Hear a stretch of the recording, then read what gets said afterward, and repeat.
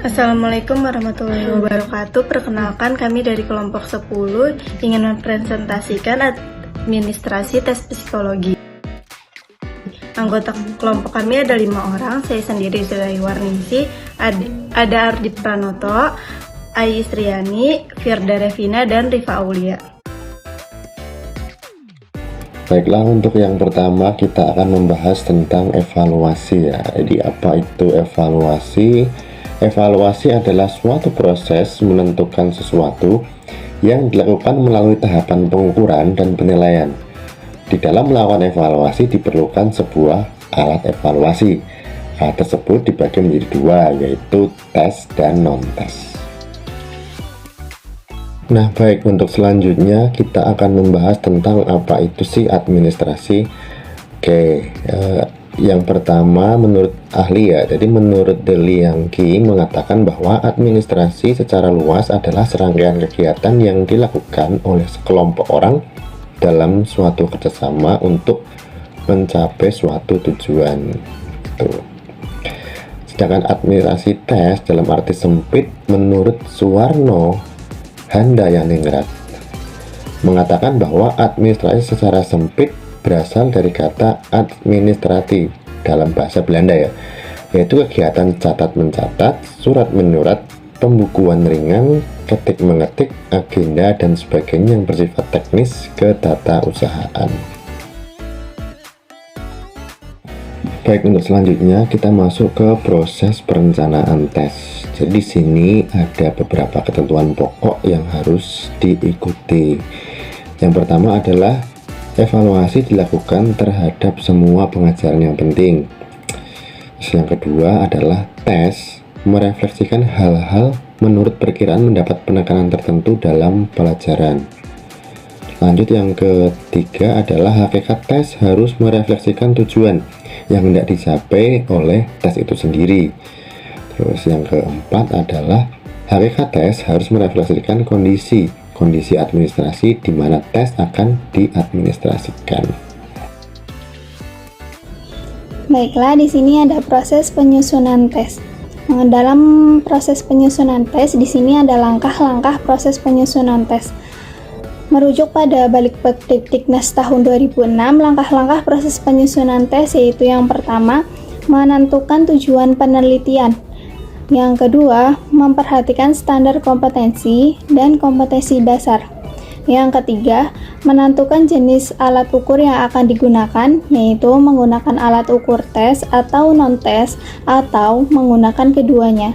Dan yang selanjutnya di sini yang terakhir, menyusun kisi-kisi tes dan menulis butir soal beserta pedoman skornya. Selanjutnya mengenai proses pelaksanaan tes. Nah, dalam proses pengadministrasian tes haruslah memperhatikan berbagai cara dalam proses pelaksanaan tes. Nah, adapun cara pelaksanaan tes tersebut meliputi yang pertama, tes open book atau tes closed book. Yang kedua, tes diumumkan atau tes dirahasiakan, dan yang terakhir di sini ada tes tertulis atau tes lisan.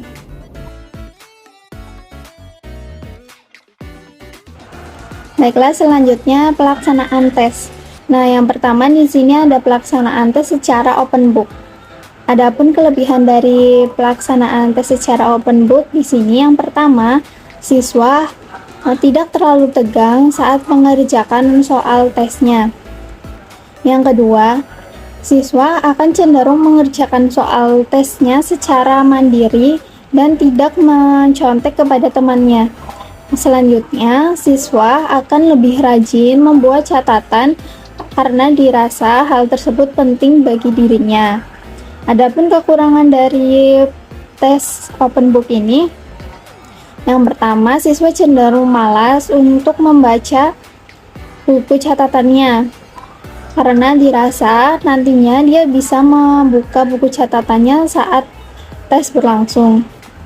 Yang kedua, siswa yang jarang membaca buku catatannya akan kehabisan waktu ujian karena sibuk membolak-balikan halaman catatannya. Dan yang terakhir, siswa cenderung akan malas untuk berpikir. Baik, saya akan melanjutkan pelaksanaan teks closed book. Jadi, dalam pelaksanaan teks closed book ini, para siswa dan siswi tidak diperkenankan untuk melihat buku dan catatan yang mereka miliki, dan tidak diperkenankan untuk menggunakan alat bantu belajar seperti tabel dan kalkulator. Adapun keuntungan dari pelaksanaan teks closed book ini yaitu para siswa terbiasa untuk memahami isi buku atau catatan yang mereka miliki. Dalam arti lain, para siswa dapat mempersiapkan dirinya sebelum pelaksanaan teks. Yang kedua, para siswa terbiasa untuk berpikir sendiri. Jadi mereka juga belajar untuk mempercaya diri dengan jawaban yang mereka miliki. Adapun kekurangan dari pelaksanaan tes closed book ini yaitu yang pertama, untuk siswa dan siswi yang tidak mempersiapkan diri dengan baik dan tidak merasa percaya diri, mereka akan terdorong untuk mencontek.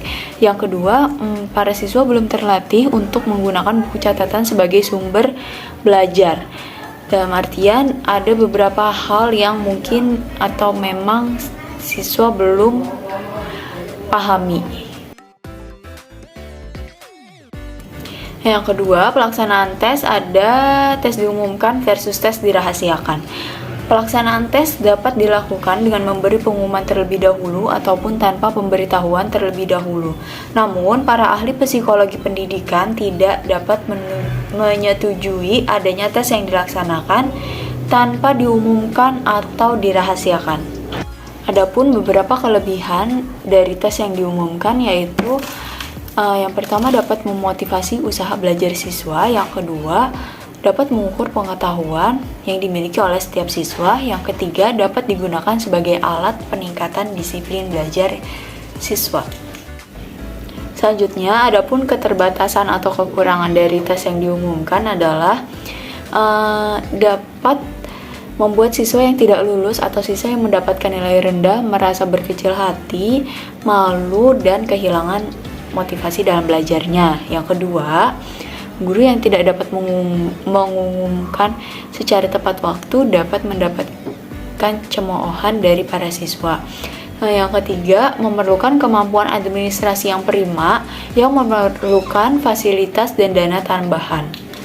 Terima kasih, selanjutnya akan dilanjutkan dengan rekan saya.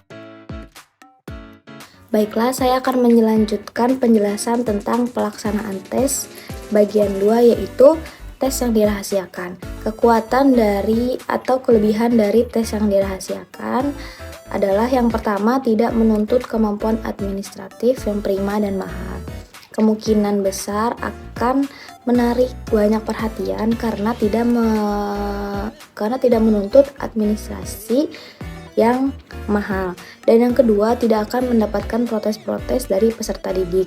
Yang ketiga, jika dipandang perlu, maka nilai seorang peserta tes dapat diputuskan dengan mengikutsertakan faktor-faktor non-tes. Kemudian di samping keterbatasannya, tes yang dirahasiakan juga memiliki kelebihan, diantaranya yaitu yang pertama, tes akan dianggap tidak berguna karena tidak komunikatif dengan para siswa yang bersangkutan. Yang kedua, dapat membuat tenaga pendidik main hakim sendiri tanpa diketahui oleh siapapun. Baiklah, masih dalam pembahasan pelaksanaan tes. Yang pertama ada tes tulis.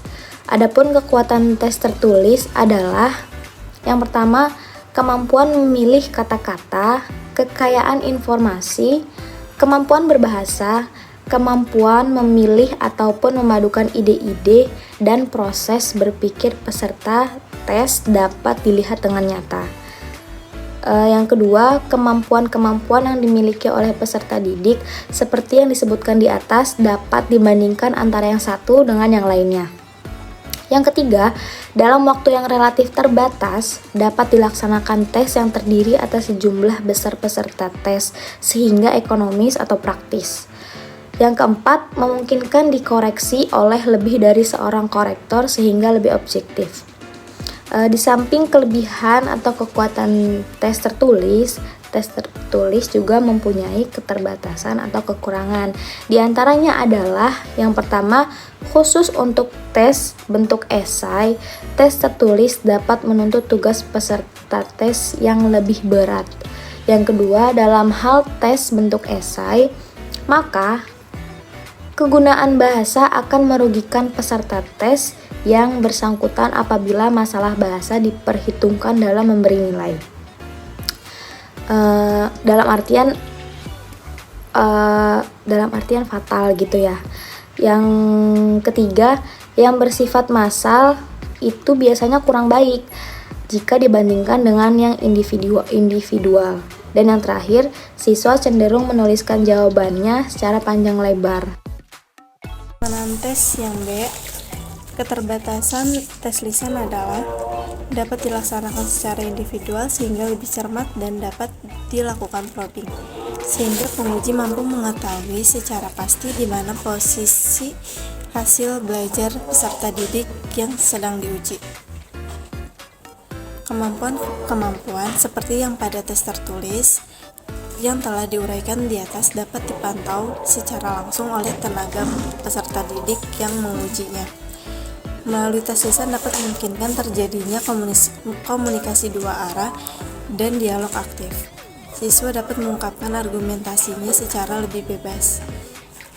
Keterbatasan tes lisan adalah yang pertama tidak ekonomis, yang kedua jika yang melaksanakan tes hanyalah satu orang, maka akan terjadi subjektivitas yang sukar dikontrol.